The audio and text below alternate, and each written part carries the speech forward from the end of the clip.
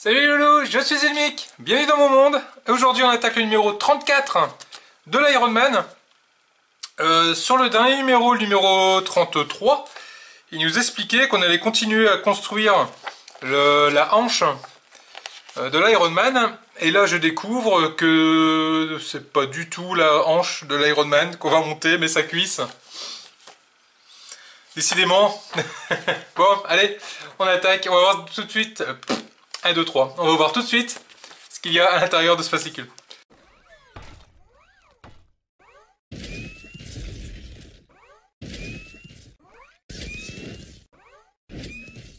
Alors, numéro 34.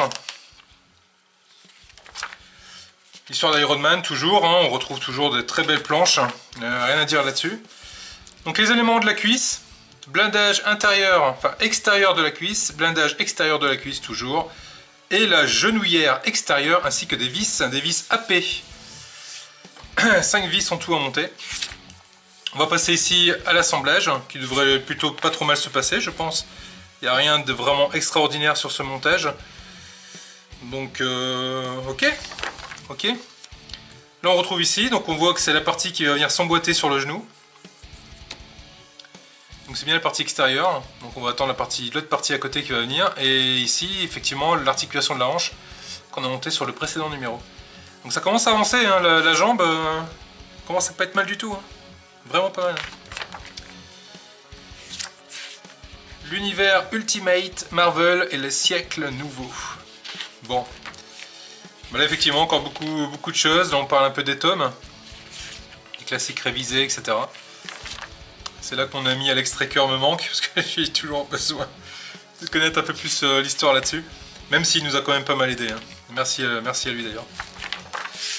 Et ici dans le prochain numéro, ils nous disent qu'on va avoir la cuisse gauche. Et ben moi je sais déjà que dans le numéro 35, c'est pas du tout la cuisse gauche, c'est la jambe, enfin du moins la cheville. Donc c'est bien d'avoir le prochain numéro, ce qu'on va recevoir. Le souci c'est qu'on reçoit pas ce qui est prévu. Du moins pas toujours. Bon bah allez, on va passer tout de suite à l'assemblage des pièces. Niveau pièces, dans ce numéro, j'ai que des pièces en plastique. 3 pièces en plastique, ceci dit, ce sont des belles pièces en plastique.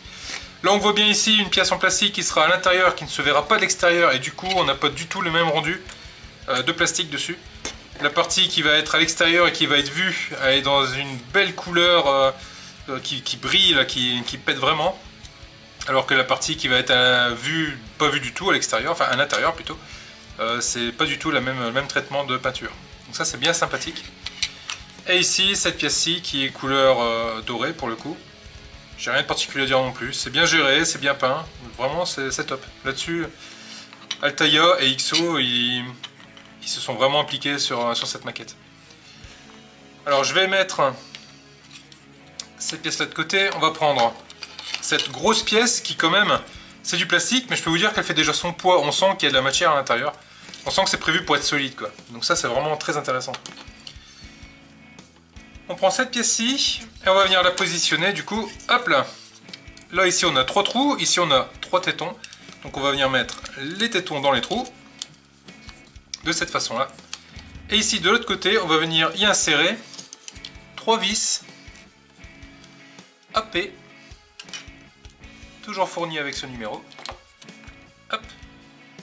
Et on va venir fixer tout ça en place.